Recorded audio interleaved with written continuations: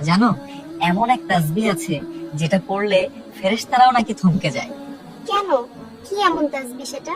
ইয়া রাব্বি লাকাল হামদু কামা ইয়ানবাগি লিজালালি ওয়াজহিকা ওয়া লিআজিমি সুলতানিক। সুবহানাল্লাহ, কত সুন্দর। এর অর্থ কি? হে আমার প্রভু, আপনার মহিমান্বিত চেহারা এবং আপনার রাজত্বের উপযোগী প্রশংসা শুধু আপনারই প্রাপ্য। কিন্তু ফেরেশতারা কেন দ্বিধাগ্রস্ত হয়ে যায়? কারণ বান্দা যখন এই তাসবিহ পড়ে আল্লাহর প্রশংসা করে, তখন ফেরেশতারা বুঝে উঠতে পারে না এর নেকি কিভাবে লিখবে। তখন তারা আল্লাহ সুবহানাহু ওয়া তাআলাকে জিজ্ঞাসা করে। হে আল্লাহ, এই বান্দার আমল আমরা কিভাবে লিখব?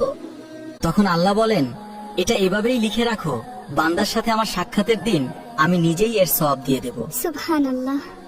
যে আমলের সওয়াব আল্লাহ নিজ হাতে দিবেন, তার চেয়ে বড় সৌভাগ্য আর কি হতে পারে। ঠিক তাই। চলো আমরা দুইজনই এটা নিয়মিত পড়ব ইনশাআল্লাহ। আজ থেকেই শুরু। আল্লাহ যেন আমাদের এই তাসবিহ পড়ার তৌফিক দান করেন। আমিন।